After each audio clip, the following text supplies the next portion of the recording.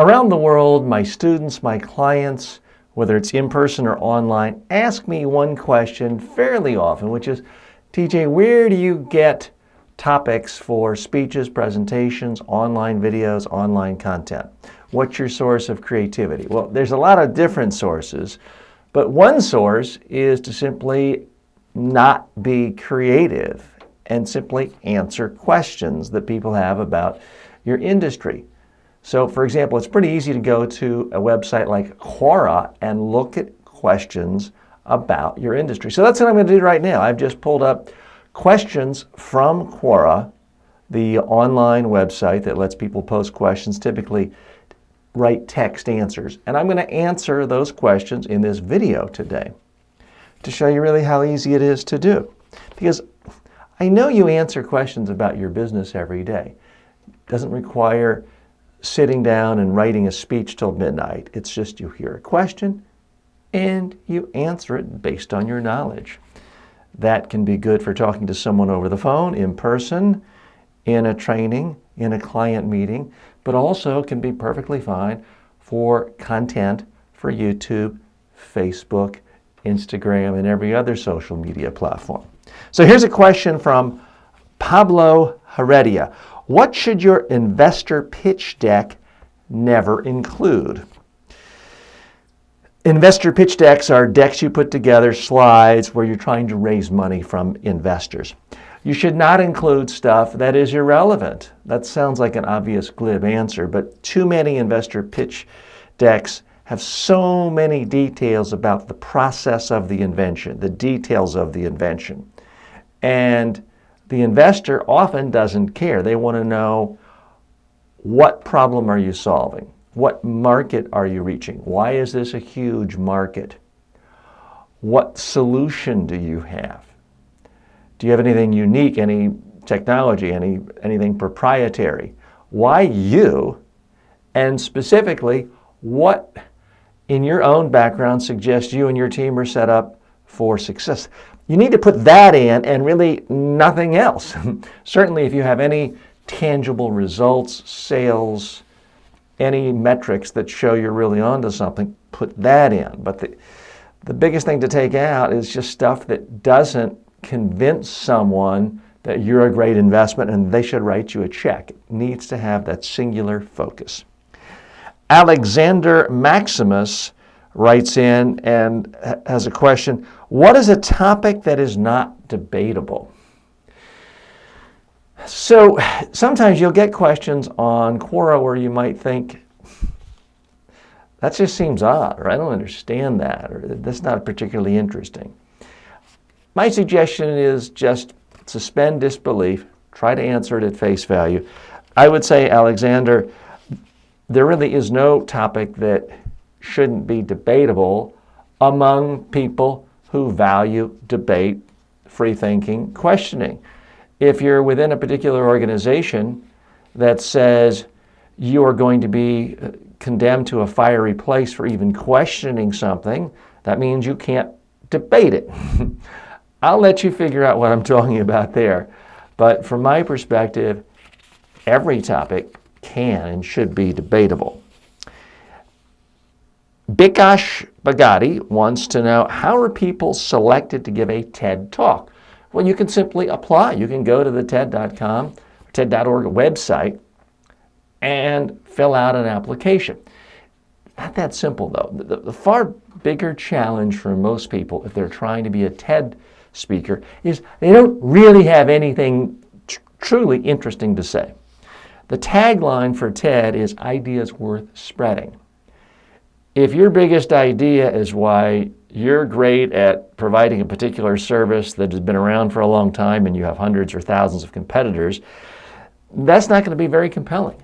You have to have a message that strikes people as interesting, novel in some way, and helpful to the world. So that is the biggest jump for most people. They just don't have that idea. The other big hang-up people have is they think, if I just come up with the right idea and the right pitch, I'll get accepted to TED. The most successful TED speakers typically have been speaking on that topic for years, if not decades. And they refine, they hone their speech, they get better and better. Anthony Robbins has been a successful TED Talker. Al Gore gave one of the most successful TED Talks ever on the environment. You may like him, dislike him, that's not the point. But he gave versions of that speech thousands of times for decades before he ever gave that TED Talk. So my advice to people who want to give a TED Talk is don't focus on a TED Talk. Focus on creating incredibly interesting, provocative ideas that help people, and then focus on how you can speak about that idea in a way that's truly captivating, and then speak anywhere and everywhere. And at some point, TED will probably approach you. Leon Vladimirov wants to know, why should I learn public speaking? Leon, again, I'm trying to be polite here. It's kind of like asking, why should you teach your child how to write? I mean, if your child is going to be a singer or a brick mason, maybe they don't have to write for a living. Why learn how to write? Well, it's because there's just a huge part of the world that's going to be eliminated for you, a huge amount of opportunity in life if you don't know how to write. It's exactly the same thing when it comes to speaking. Now, people are taught to write in first grade, second grade, and in most countries, by law, you have to send your kid to school. But nobody has to get taught on public speaking. If you want to be more successful, more productive, I would argue happier in life and more fulfilled in life, you can't go wrong by learning how to express yourself. Because here's the thing, Leon, I guarantee you there are times when you are sitting in a classroom, a meeting, a conference, you see someone else speaking, you see someone else asking a question, you think, wait a minute, that doesn't make sense, or I've got a better solution. Why aren't you standing up and speaking now? If you learn how to speak publicly, you don't have to hold yourself back. You don't have to lurk in the shadows. H. Wallace wants to know, how can a speaker ensure that an audience remembers the most important of a speech? Important message from a speech, the important points. This is something I've spoken about repeatedly thousands of times. I have thousands of videos on this subject. I have entire courses on this subject. It comes down to one word: story. You must tell a story involving a real conversation with a real person in a real place about a real problem, dialogue, how you felt, and how it was resolved, if you want people to remember your point. I ask my students and clients all over the world, what do you remember from the best speaker you've ever seen? They remember the stories. They don't remember bullet points on a PowerPoint slide. They don't remember numbers. They remember stories. So that's the easiest one. If you want to know how to tell stories, I've got a gazillion free videos and online courses on that as well. Kitty Garcia wants to know, what is a VC pitch deck? Well, VC stands for venture capital. It's a deck you put together to send to venture capitalists in the hopes of raising money. So it's a tool devised to help you raise money, and if you are meeting with them, typically you go through this deck as well. Someone else writes on Quora, again, all these questions are coming from Quora. I didn't have to sit down and think and be creative, but I know the answers are interesting to someone. This is a question about pitch decks. What kind of pitch decks exist?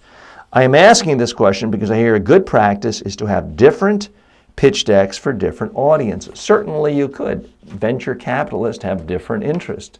Some venture capitalists may be exclusively focused on things that involve, cryptocurrencies and Bitcoin. And if yours deals with that, and I'm not a fan, but if yours deals with that, you need to spell that out very clearly. Other venture capitalists may be more interested in just the proprietary aspect of technology. So if you've got some proprietary technology, you would put a bigger spotlight on that faster and sooner.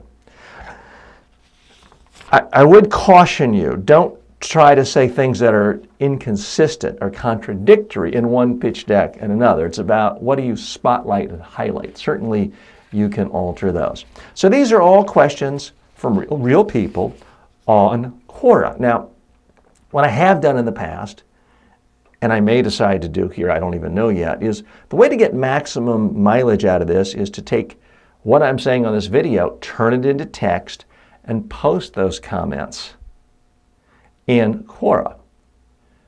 And people look at those, they respond, they rate those. I could also link this video to it, but what Quora doesn't seem to like is if you just post a video. So I can't just go post the link of this video and say, hey, answer the question here. I've done that before, they don't like that. So this is a quick, simple, easy thing. I'm doing this in one take. As you can see, there's no special effects, there's no graphics, there's no animation, there's no music. So I'm actually making this whole newsletter, this video on YouTube, this post in less time than it would take me to type even a third of it, because I'm doing it in one take. So that's one area where you can find sources of ideas for your online video and your online content. By the way, if you want to get more comfortable doing this, some of you are thinking, I couldn't do that in one take. I'd want to get it just right and do it. I've made mistakes in this video already, but I didn't let it bother me. I didn't stop and edit it and redo it 10 times.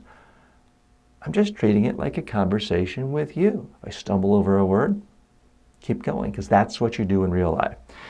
If you're looking for help to become a better speaker, whether it's speaking online, in person, to the media, or in any other situation, check out the links below and you'll see descriptions and information about my online courses as well as in-person workshops. Thanks.